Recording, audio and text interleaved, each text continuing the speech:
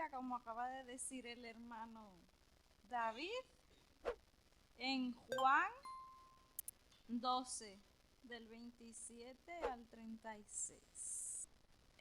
Leemos. Ahora está turbada mi alma. ¿Y qué diré?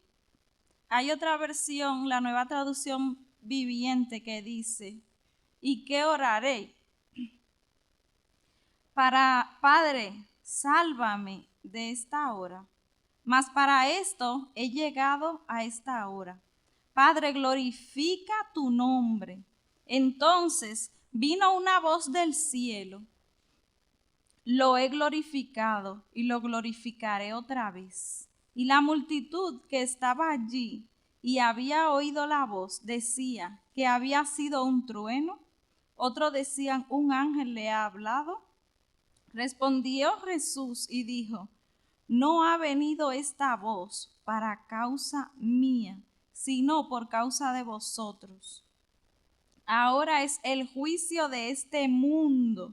Ahora el príncipe de este mundo será echado fuera. Y yo, si fuere levantado de la tierra, a todos atraeré a mí mismo. Y decía esto, dando a entender de qué muerte iba a morir. Le respondió la gente, nosotros hemos oído de la ley, y el Cristo permanece para siempre. ¿Cómo pues dices tú que es necesario que el Hijo del Hombre sea levantado? ¿Quién es este Hijo del Hombre? Entonces Jesús le dijo, aún por un poco esta luz entre vosotros, andad entre tanto que tenéis luz, para que no os sorprenda las tinieblas, porque el que anda en tinieblas no sabe a dónde va. Entre tanto que tenéis la luz, creed en la luz para que seáis hijos de luz. Uy, amén. Lo único que siento es el tiempo, porque hay bastante aquí en estos versículos, como siempre la palabra de Dios. Y aquí podemos ver, ¿no? Luego que Jesús resucitó a Lázaro, ese es el contexto, ¿no? En el que se está hablando acerca de quién es Jesús, el Hijo de Dios, de creer, de la fe, de la salvación.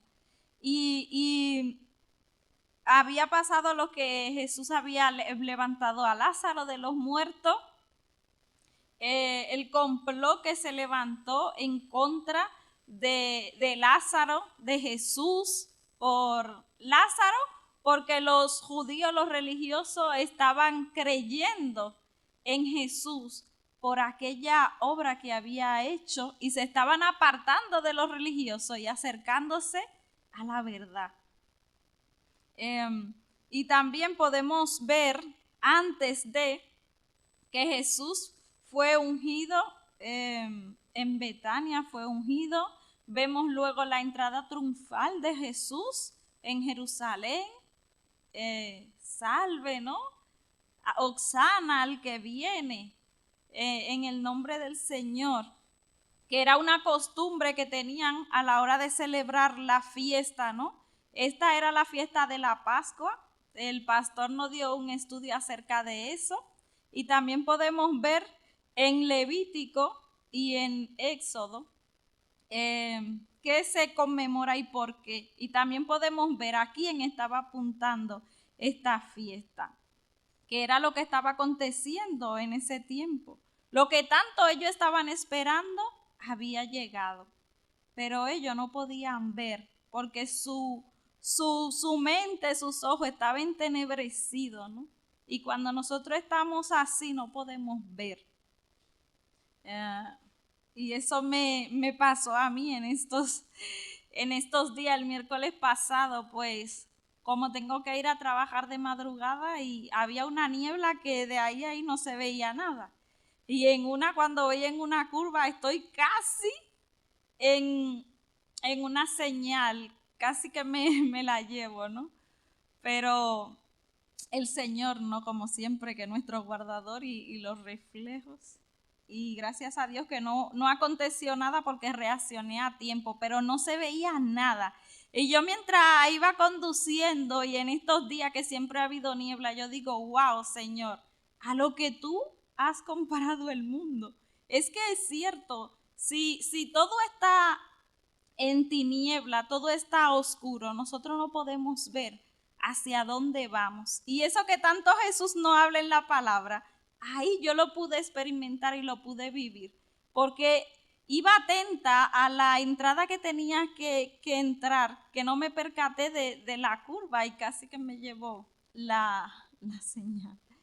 Pues bien, entonces aquí en el versículo 27 dice Jesús que había llegado la hora. ¿Y qué hora había llegado? Pues la hora de glorificar al Padre. Había llegado la hora por la cual Jesús vino a este mundo, a obedecer al Padre, ¿no? Había llegado ya esa hora de que Él glorificaba al Padre. Y me llama la atención que por tercera vez se escucha una voz. La escuchamos cuando lo vimos en el bautizo de Jesús, ¿no? Cuando Juan estaba bautizando a Jesús, se escuchó esa voz, esa nube que habló. También se escuchó esa voz cuando Jesús fue cuando fue transfigurado, ¿no? Que los discípulos estaban ahí con él en el monte y lo vieron, se escuchó esa voz. Y esa voz decía que él era su hijo amado, en el cual el Padre se complace. Y aquí vemos una vez más, escuchamos esa voz que confirma que Jesús es el Hijo de Dios. Y esa oración que Jesús le dice al Padre, una oración cortita, Él simplemente dice que se glorifique el Padre, ¿no? Y el Padre sea glorificado. Es corta, pero bien sustanciosa. Y Él dice que Él se siente afligido. Él está, aquí podemos ver, ¿no? La humanidad de Jesús. Él siente que se acerca la hora y tiene ahí esa tristeza. No era que Jesús tenía como nosotros, ¿no? Sino que era tristeza, ¿no? Lo que él estaba sintiendo, de cómo estaba aconteciendo lo que estaba aconteciendo y el mundo estaba como estaba. Y esa voz que se escuchó allí, podemos verlo en Mateo 3:17, en Lucas 3:22. Podemos ver aquí esa voz. Y la voz dice que salió de la nube transfigurada. Y me llama la atención que Jesús le dice, esa voz no vino por mí, no, vino por ustedes. ¿Y cuál es esa voz que ha venido? La voz del Evangelio, la voz de la salvación, el llamado que nosotros tenemos a través de la obra de Jesús en la cruz. Ese es el llamado que tenemos, ¿no? Lo que está aconteciendo aquí. Jesús dice que a nosotros es que nos conviene escuchar esa voz. A nosotros es que nos conviene aceptar lo que está aconteciendo allí. Y también podemos ver que dice que el mundo estaba siendo juzgado en ese momento de lo que Jesús iba a pasar en la cruz. Y si nosotros nos ponemos a analizar, puede ser que en ese momento el mundo se sentía que estaba siendo vencedor, porque dice que hay un juicio. Y a lo mejor en ese juicio el acusador pensaba que estaba obteniendo la victoria. viendo cómo el Padre izaba esa bandera, ¿no? Que es Cristo, en esa asta que era la cruz. Pero el enemigo lo que no se daba cuenta que al levantar a Jesús en esa cruz, el que iba a tener la victoria sobre todo y la potestad era Cristo. Cristo era el que la iba a tener y esa es nuestra confianza y nuestra seguridad.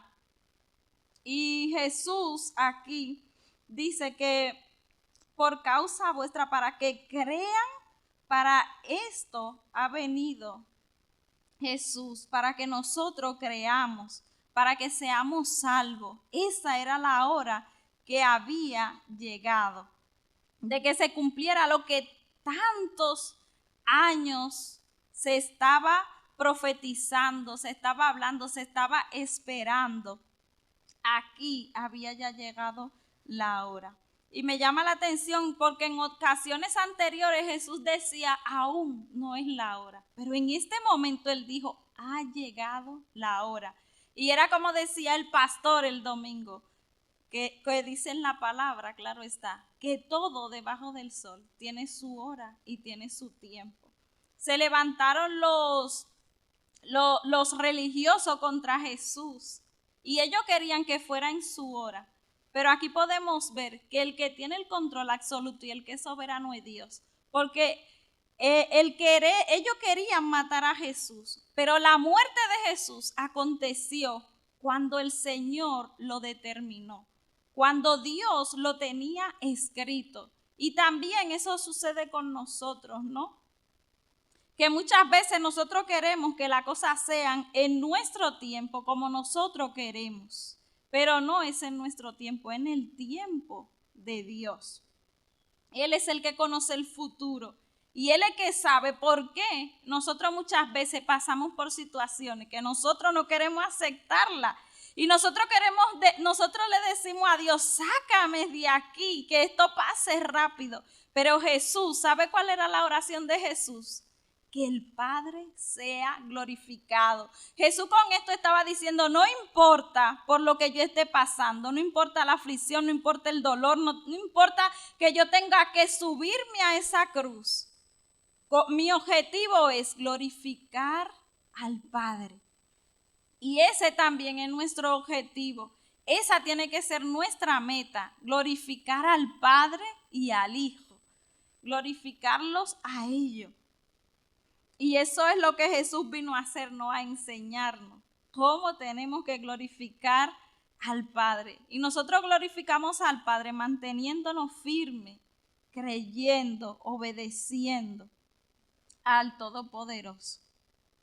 El mundo estaba siendo juzgado y el enemigo había sido vencido en esa cruz. Y me llama la atención como lo dice Pablo en 1 Corintios 15, del 50 al 55.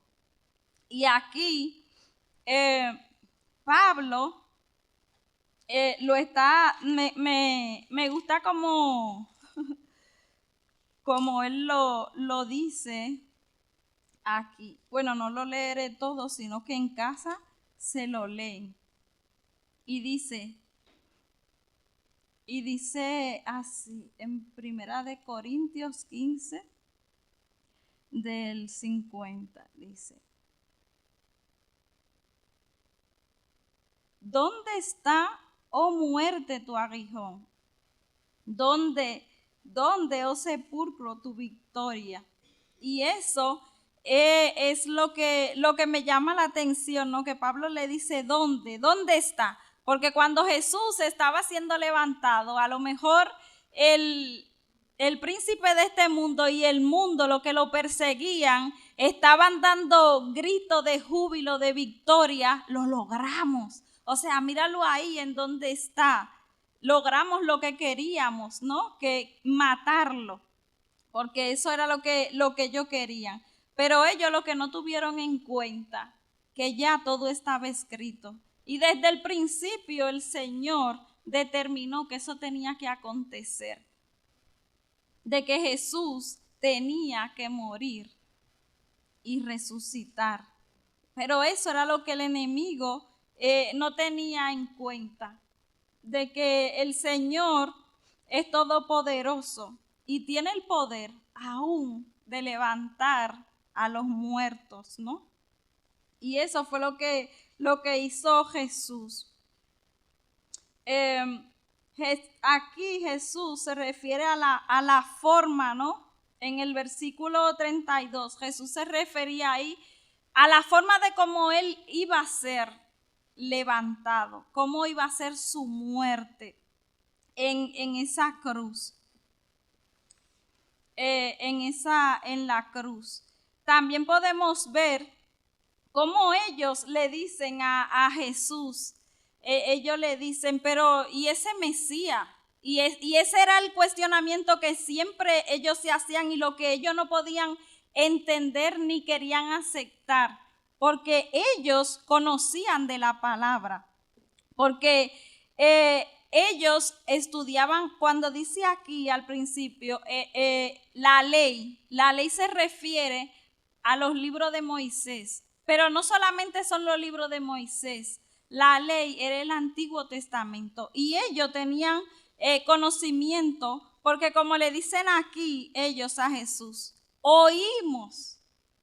Eso me llamó la atención y yo me preguntaba y decía, es que no es lo mismo oír, no es lo mismo oír que accionar, que obedecer, ¿no? No es lo mismo oír que escuchar. Por ejemplo, yo puedo oír un ruido, pero escuchar es prestar atención. Escuchar es obedecer. Y me recuerda de Job, ¿no? Lo que Job dijo, yo de oída te conocía, pero ahora verdaderamente te conozco. Y eso era lo que ellos no habían entendido, de que ellos habían oído, pero no habían escuchado. Y por eso ellos no podían entender. Cuando yo digo yo oí, es como algo como duda que estoy poniendo, ¿no? Es como duda lo que ellos están aquí diciendo. Escuchamos hablar de la ley. Y cuando nosotros vemos cómo ellos se refieren a Jesús y le preguntan, y el hijo, tú no eres, este hijo de hombre, ¿quién es? Ellos se refieren a Jesús como de una forma irónica y burlándose de él. ¿Cómo va a ser que el hijo del hombre va a morir? Porque ellos conocían de la ley, por lo que Dios le había prometido a David. Ellos estaban enfocados en ese pacto, ¿no?, que el Señor hizo con David, de que de él iba a salir una descendencia y tendría un reino eterno y perpetuo. Ellos no entendían que el Mesías iba a venir y iba a morir. Para ellos el Mesías iba a venir y lo iba a liberar de lo que ellos estaban aconteciendo con los romanos y toda esa situación que estaban viviendo de esclavitud allí con los romanos. Pero Jesús viene y rompe como ese esquema y dice, en el cielo no es así como se actúa, ¿no? Como nosotros pensamos y creemos en la tierra. En el cielo es de otra manera que se actúa. Y eso es lo que nosotros podemos ver en este pasaje. Y me llama la atención también que Jesús nos motiva, ¿no?, a que no andemos en tinieblas, sino que andemos en luz. Y que para poder nosotros ser hijos de luz. Y la pregunta que nosotros no deberíamos de hacer, ¿estoy andando en luz o estoy andando en tiniebla? ¿Soy hijo de luz o soy hijo de tiniebla? Eso yo me preguntaba, ¿no? Y son de las preguntas que tenemos que hacernos. ¿Cómo tiene que andar un hijo de luz? cómo tiene que andar un hijo, cómo anda un hijo de tiniebla. Aquí no hace referencia a eso, ¿no? La diferencia que hay entre el mundo y las cosas de Dios, entre la tiniebla y la luz. Así que nada, hasta aquí mi participación y lo que quiero es que reflexionemos en eso. Estamos glorificando a Dios, así como Jesús era un deleite glorificar al Padre. ¿Estamos siendo hijos de luz o estamos siendo de tinieblas? Así que el Señor nos ayude y que nos guíe hacia su luz como solamente Él sabe hacerlo. Amén.